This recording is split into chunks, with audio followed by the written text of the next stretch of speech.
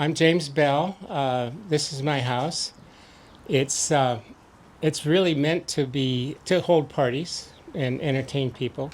So it's one of my joys to share the property and have such great folks here as we do have today.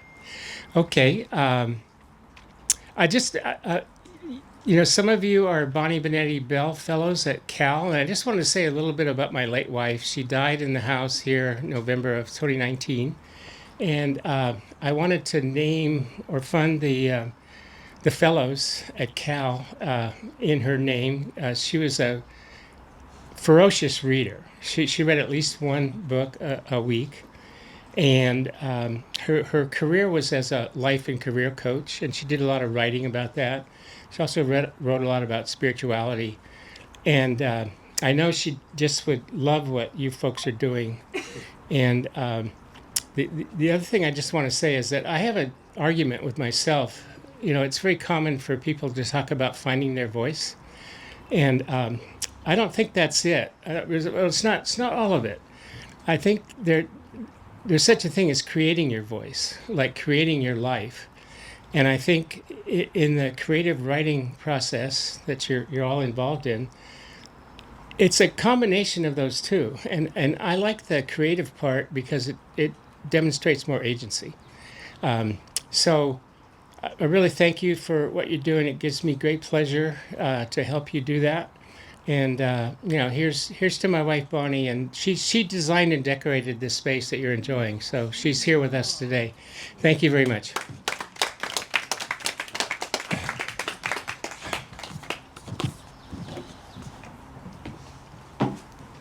Thank you, James. Thank you for opening up your home. This beautiful garden that Bonnie designed, and I know we're all, if you haven't had a chance, as I haven't, I'm looking forward to the taco truck. So, James, I think real first exposure to the workshop program came when you and I went out to Emeryville in 2023, and Camila Aguilera was teaching a group of spunky young people in Emeryville. And James was inspired and wanted to get involved. And in typical James manner, when he gets involved, he makes a difference. And as he just said, he did that by funding and sponsoring what's now known as the Bonnie Benetti-Bell Fellowships. And I want to talk about one or two students in particular from that class.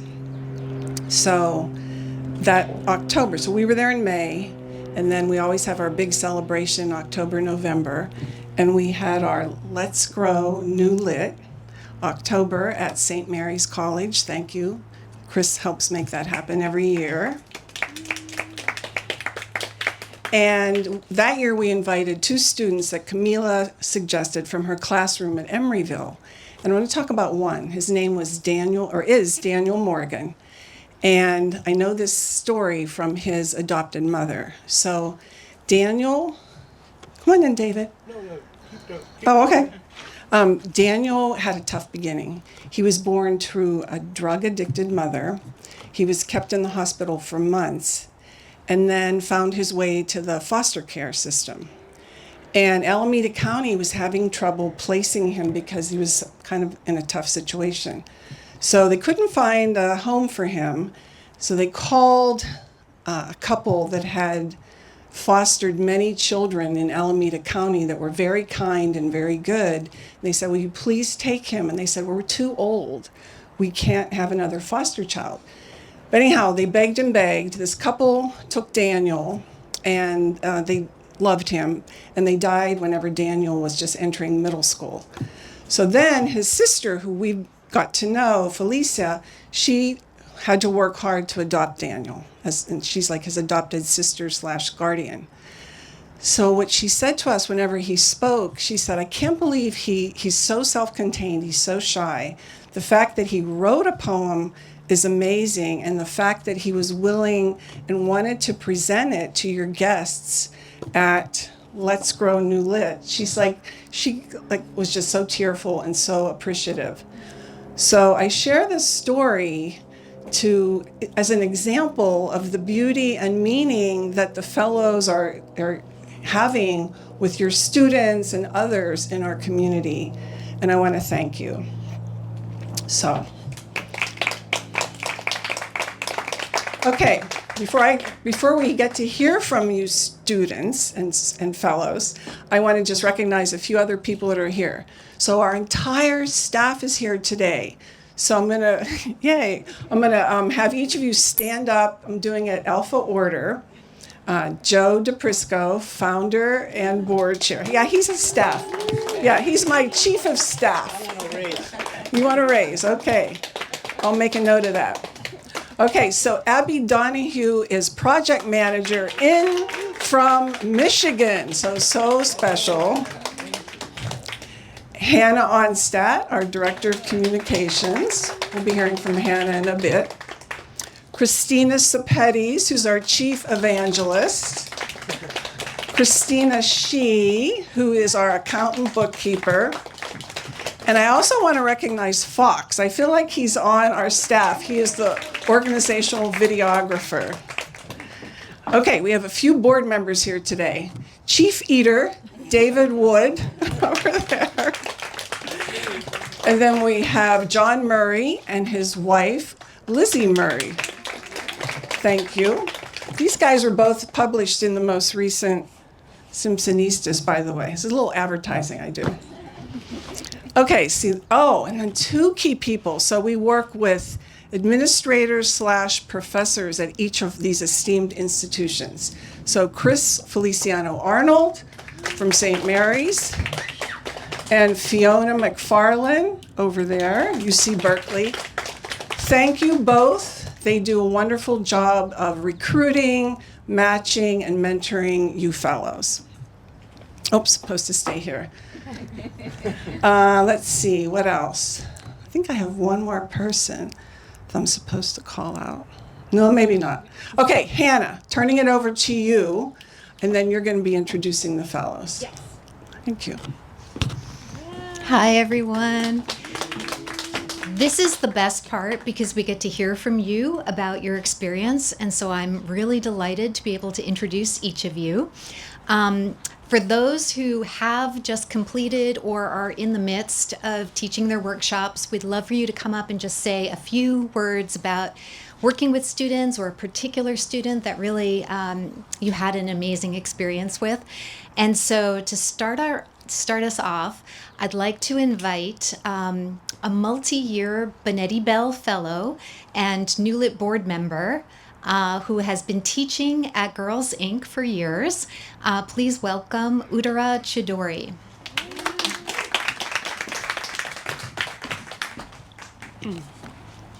Thank you so much, Hannah, and thank you, everybody. Lovely to be here. I just found out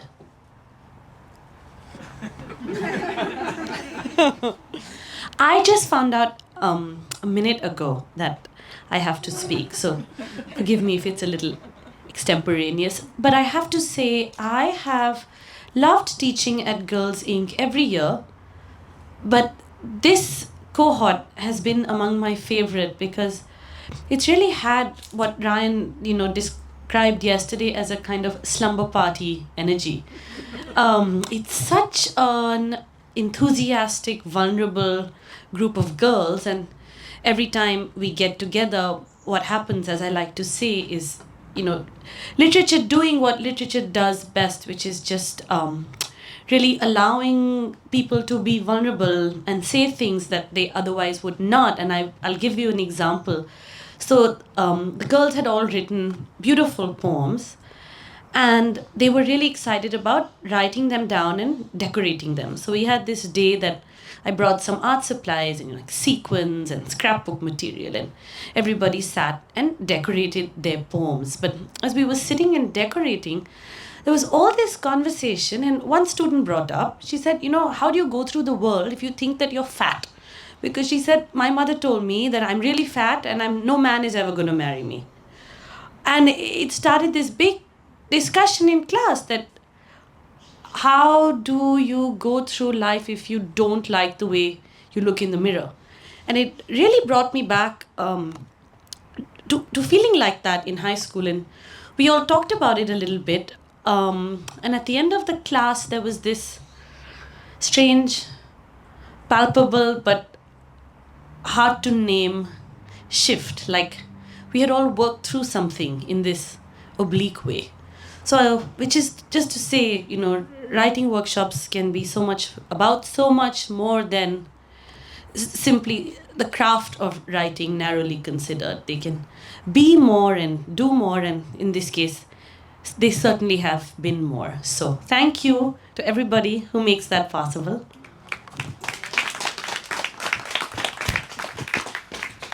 Thank you so much, Uttara. Yes, self-expression, one of the key pillars in our mission. Next, we're going to hear from an Iris Starn Fellow who I had the pleasure to witness at work with her workshop students.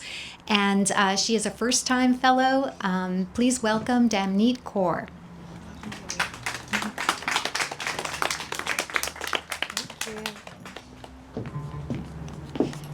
Hi, everyone. How are we feeling? Oh, can you hear me now? Oh, I think the button. Oh, like, hello?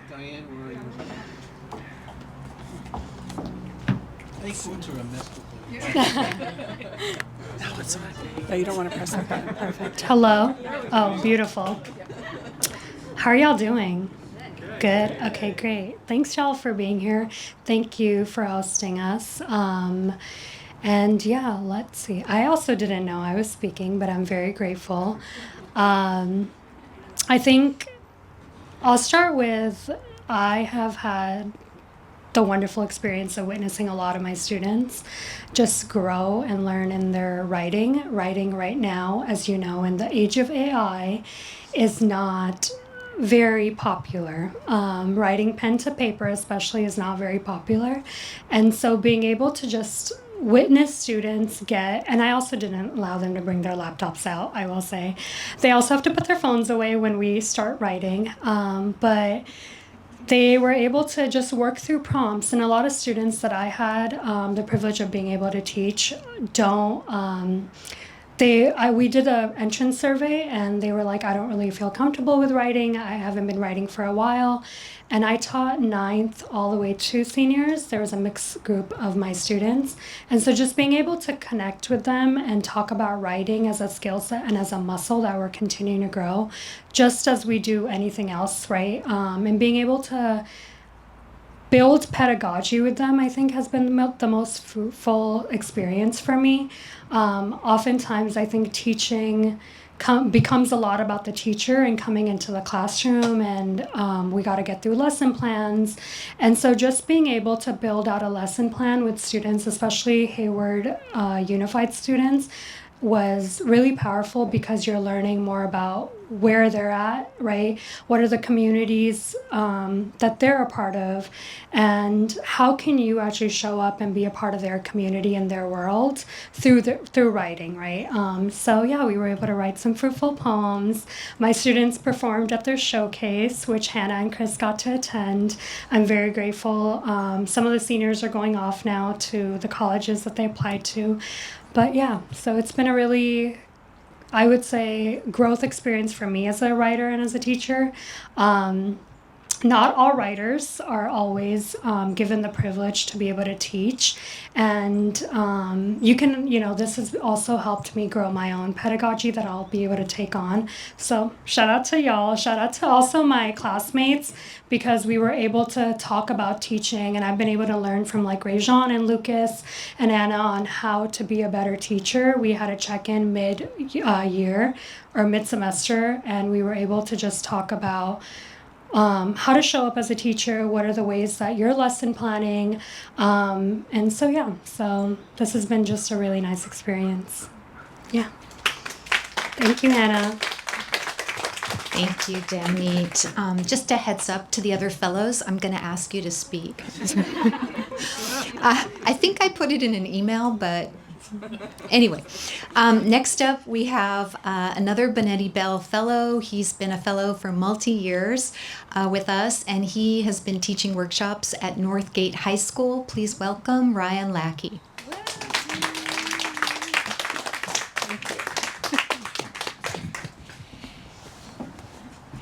Hi, folks. Thank you so much for being here. I'll do my best to remain on the spot. I like to walk around when I speak or when I teach. You should see it. There's a great deal of collateral movement, but let me know if I wander away. Like forward, back. I'll tell one really quick story about change. I think the students at Northgate are remarkable because they all demonstrate a kind of precocious self-possession that I certainly did not have when I was 16 or 17 or 18. They already have a certain sense of themselves and what they're capable of that I think is totally remarkable, because I still don't have that, and I'm much older than they are.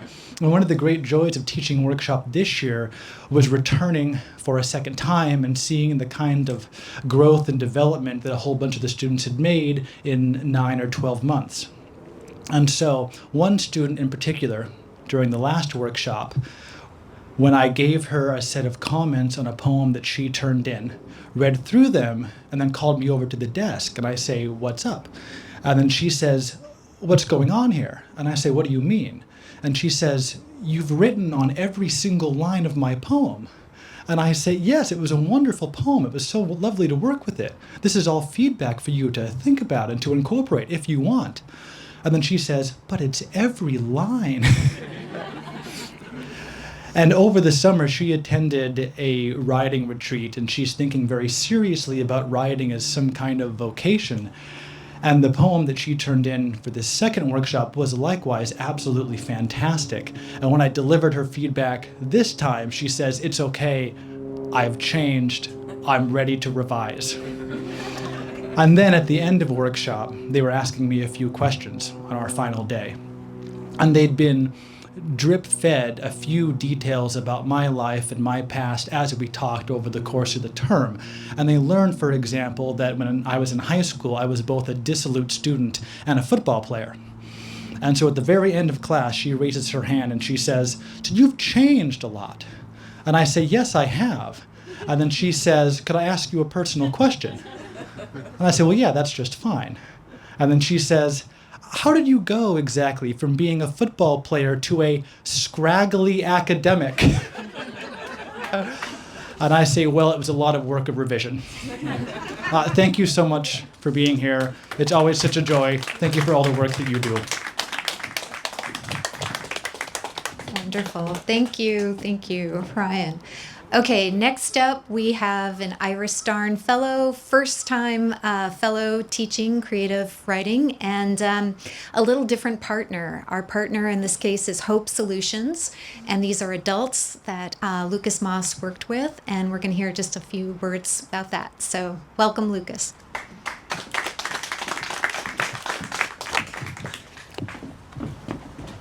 Thank you so much. Oh, hold it too close. I definitely want to extend my thanks to New Literary Project for making this possible, and James for opening your home for us. So I worked with Hope Solutions. This is the first time New Literary Project has done so with unhoused population at a residential community. It was remarkable. But the one thing that I hung up on, not to tell a long-winded story, but when I first entered the MFA program, Chris was actually one of my first instructors, and he told us in order to be a great writer, you need to be able to write at will. And I kind of took that with me, being able to write when there's noise and all these different things. And I didn't really, I think I pressed a button. I think it's back on. Cool.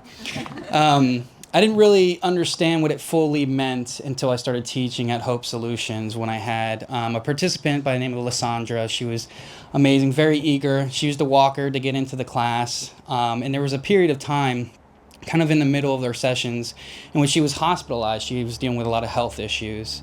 And so obviously I kept her in my thoughts and prayers the entire time, and we just kind of journeyed on without her. And when she came back, it was just the most remarkable thing. She handed me a manila envelope of all the work that she had been doing while in the hospital, and she just shared how excited she was to return and be a part of the class, and how much she missed not being there with us and being able to share some of her stories and some of these other stories that were being shared there. So just having that connection with her, and then another participant, they had rooms right next to each other. And they ended up becoming best friends by the end of the sessions, by the end of the 8 weeks, because they were both there, open and vulnerable with each other. and they ended up cooking for each other by the end of the sessions and forming this, like, what I hope would be like a lifelong bond for the both of them. And that just shows the bridges that can cover these gaps in literature and just personal relationships. And at her darkest days of being in the hospital, not knowing when she was going to get back out, she's still writing and still writing and still writing. And like, that will forever inspire me. And I would not have been able to experience that without this opportunity. So I definitely want to extend a thank you so much.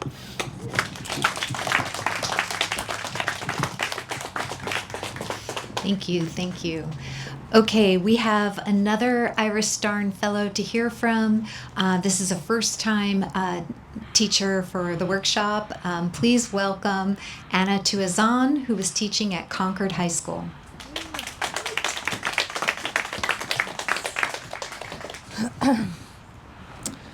Yeah, I feel really lucky to have been paired with the class at Concord High School and the teacher, Gabrielle Loitz, who is an incredible writing instructor herself. And so I felt like it was a very collaborative effort. I was kind of trying to basically add on to the curriculum that she already had planned for them. And I want to reflect a little bit on the final reading, which Gabrielle and I both read some of our work during, and the students read as well. But in the lead up to that final reading, I talked to every student in the class to kind of get them prepped, because it's actually a really nerve-wracking and kind of scary thing to do when you're like 15, 16. It's like, read your work in front of the class. It's hard. So I asked every student the week before, I was like, do you have something that you would want to read? And of course, unsurprisingly, there were some students who had always been very quiet and kind of hesitant to share their work, especially a group of like 4 girls who when I asked them, they're like, oh, no, I don't want to share. And I guess as an aside, this class was kind of incredible because it had a huge spectrum of students, some who were writing like 50+ page manuscripts of fantasy novels set on planets with like human colonies and hybrid beings. And they were like already, 50 pages into this on their own outside of class completely. And they had signed up to be in this creative writing elective. And then there were, people who had also signed up, like this table of girls, but they were just, getting started really, and much more, I think, shy about sharing their work. So they really flatly told me, no, we're not going to read anything. And it's like, okay, we're not going to force you. But when we did the final reading last week, which Diane was able to attend, which was wonderful to have you, it was amazing, like the way that Gabrielle kind of arranged the room. We all pushed every table together into like a huge, like giant rectangle table, and everyone was sitting around looking at each other, which was super effective. And you can tell that that's the hallmark of like a really good teacher. She knew that they wouldn't want to stand up and it would make it harder for them. And just like going to the front of the class is often the thing that really triggers like the anxiety. And it was like, let's just all sit around this massive table that we just created. And one of them was like, is this like a table read? It's like, oh, you could call it that, sure. But every single student read and shared their work, and it was amazing. And I think just having that as the send off, like the capstone of the experience, was so nice for me.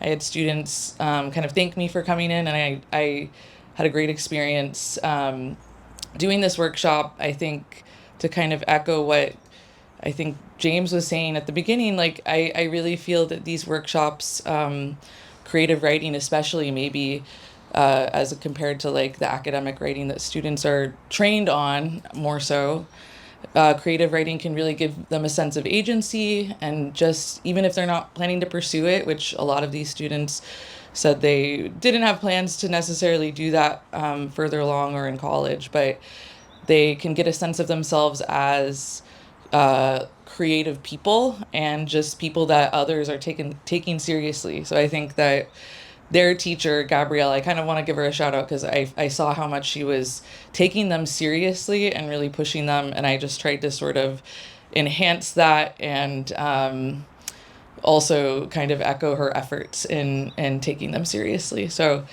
loved it. And thank you guys. I think that's my what I'm sharing, but don't know how to end. I also have to go to the bathroom. Could I Oh, sneak in there? down there and then to the right at the end through the family room. Thank you. Okay. Yeah, I love that, creating more creative people. Okay, next up, we're going to hear from a multi-year Ira Starn Fellow who has been teaching at Emory High School. Please welcome Rajan Briscoe-Young.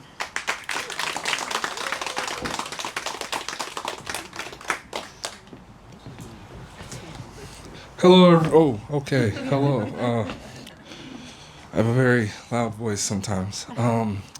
Hello, everyone. Thank you for being here. Thank you, James, for having us in your humble abode. Thank you to the New Literary Project. I'm always grateful. Yeah. So I'm like racking my brain trying to figure out what story to tell in particular, just because there's so many. But one that like comes to mind, like specifically, I guess, would probably be when I first got to the classroom for this new group of students, because my last year I taught 12th grade, and they're having senioritis, they don't really want to do too much. But now I'm teaching 10th graders, and they have like a different kind of energy to them that's like so funny, I guess. Like, high school students, even students in any grade, the 6-7s, the triple T's, they're like, you don't know what anything means, but it's funny and it's provocative. So I pretty much had them meet me where they are. I asked them what they like, what they want to do, what they want to write about. One kid wanted to write LeBron fan fiction. One kid wanted to write stuff about anime or anime adjacent. So I'm like, okay, let me work with you and we'll get it done. We'll get it on the page. So over the course of the past few weeks, I still have about 4 classes left, but we're like finally getting into like, let's do our first drafts. And I'm reading all their first paragraphs, and it's just crazy stuff is being put on the page. Anthropomorphic butterflies in one story, like ladybugs in one, a pig who tries to help all the farm animals escape. They're writing about all these cool things that I would never like learn or read if I just went into Barnes & Noble and picked up a book. So they all have their own unique viewpoints, and I feel like that's such a strong thing for them to have, and to be able to nurture their voices as writers, whatever they want to write about, even if they don't want to pursue it later on in life, is just I cherish that so much, because I wish I had someone to tell me that you could write as a career or you can write as a hobby. So now being able to do that for them is just priceless. So yeah, thank you to the New Literary Project. Yeah. Thank you so much. Okay, we have one last speaker. We have a multi-year Bonetti-Bell Fellow who's joining us. Please welcome Ethel Hassan. Thank you so much. Whoa, hello everyone. I kind of wish I was doing a table reading right now, but this is a great place to be. I'm very happy to be here with all of you. As it was said before, this is my second year being a Bonetti-Bell Fellow. I'm at Girls Inc. a second time, which has been just absolutely wonderful. I'm representing Thursday's class, as I usually do. I'm thinking of a story still that I might share with everyone. You know what? So we have one class left together, which I'm very, very sad about. But yesterday's class, I taught about revision. And one of the ways that I love teaching about revision, that continues to be revised, is through Adrienne Rich's idea about revision. I believe what she says is that the idea of revisioning is actually to revise, or to see something once more as a kind of way of looking back. And one of her lines that we talked about for a really long time, which is, unless we recognize the assumptions that we are drenched in, we will never see ourselves, that we will never awaken. That was a big question that we were talking about yesterday. And then it became a conversation about how crushes awaken things in us. It was really, it was really incredible, about ideations and crushes as a way of thinking about the future, which I said the poem also does that, let's think about that too. But there is something so wonderful about getting to teach that age specifically. I'm teaching 11th graders. They are still thinking about college. They're still thinking about what's possible for them. And one of the things that I really, really love about teaching high schoolers is that we have this idea with being a creative writing teacher, which is that you're meant to give someone a voice through writing, but they already have voices. I mean, the fellows, we've heard our students' voices very loudly in the classroom.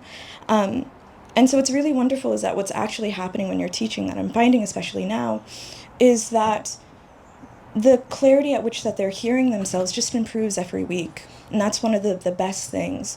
When they're able to slowly but surely not just get, the exact word or the precise word, but the only word. That's one of the best feelings, to be able to actually see. And next week we're preparing to read some poems together, or some poems we might have found on Poetry Foundation, which is exciting that some of them are already on it without me having to prompt them, which is incredible. But it's just been a really, I don't know, I keep coming back to the word sweetness. It's been such a sweet time. It makes me want to be 16 again, just a little bit, a little bit, but not really. But it's just been, I don't know, I just hope I get to teach there again next year, and I'm a second year. So it's just going to keep going, to be honest. But thank you so much for everyone. Thank you. That's all I have to say. Thanks. Thank you so much. Okay, that sort of wraps up our program. It was so beautiful to hear from all of you. So much of what happens behind the scenes, and we're not there with you in the classroom. So to get you to share out some of your experiences is very, very meaningful for all of us. So thank you. I'm going to turn it over to Diane. Thanks, Hannah. I knew there was one more family I wanted to recognize, and that is the Starns. They couldn't be here tonight. Frank and Carrie, they're at the graduation of their daughter, and they say hello. And of course, we're so thankful for their support for the Starn Fellows. So I just wanted to pass that along and make sure that we gave a shout out. So, and James, so wonderful you're hosting us. Thank you. So now, Joe, did you want to say a few words? Sure. How little? Little? Okay. Wait, Abby, set the clock. Well, this got me to thinking all these wonderful stories, how young people are so vulnerable with us, and we have such an outsized influence upon them. And I'm going to tell you a personal story. So this year, well, this is a story about pain. This is a story about disappointment, and this is a story about getting past that. So I was asked to judge this contest. I won't name the public school district, but so I got all these contributions, all these nominations. So I'm reading them, and I land on one that I really like. And it's clearly the best of the whole thing. Then I find out it's by one of my grandkids. So here's the curious thing. He's never written a poem in his life. He's a total science nerd. And he wrote this poem. But here I am. I have to recuse myself. It's over. So I did, and it started over, and it was rejudged. I didn't tell him about this. And of course, he didn't even get honorable mention when it was over. He didn't get acknowledged at all. I think here's the moral of the story. Anybody who's a writer, and I'm looking at a whole sea of writers, and I can say this about myself too, it is about navigating disappointment.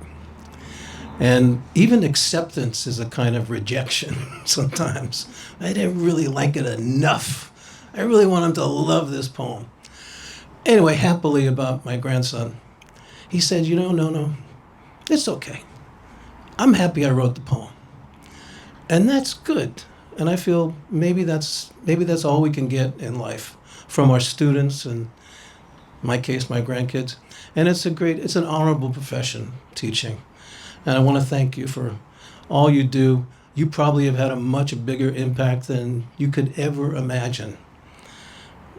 Yeah, I'm going to say that. It's going to be a ripple effect for a long time. I think my time is done here. How'd I do, Abby? 2 minutes, 25 seconds. I'm doing good. Thank you, everybody. James, you rock.